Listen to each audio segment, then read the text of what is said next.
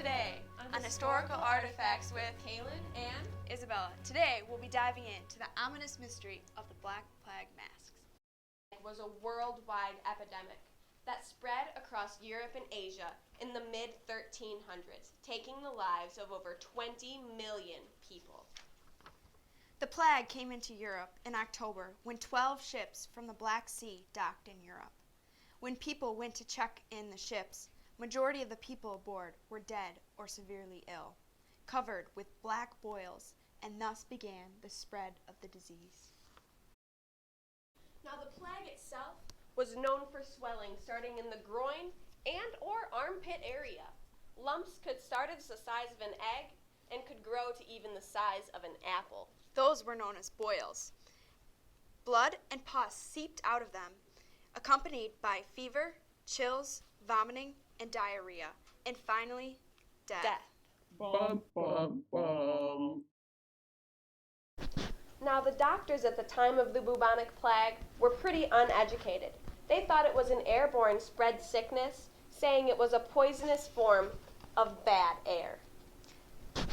Therefore, to protect themselves from the toxic air, they created a beak-like mask that have symbolized the plague for years.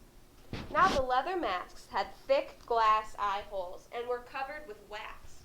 The long beaks were significant as they filled them with sweet smells to protect them from the bad-smelling air.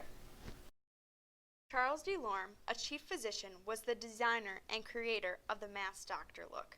The beaked masks were often paired with a long wax coat for head-to-toe coverage. The reason for the long beak is that they stuffed it with sweet smells like juniper berry, ambergris, roses, mint leaves, camphor, cloves, laudanum, myrrh, and storax. The doctors also carried around a cane occasionally so they wouldn't have to come in direct contact with any of their patients. Now, to give you guys an example of how effective the hazmat suit was, of the 18 plague doctors in Vince, only one of them was left by 1348.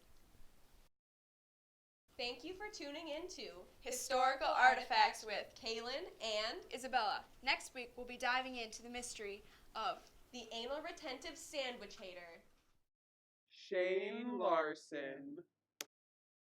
Don't forget to like and subscribe.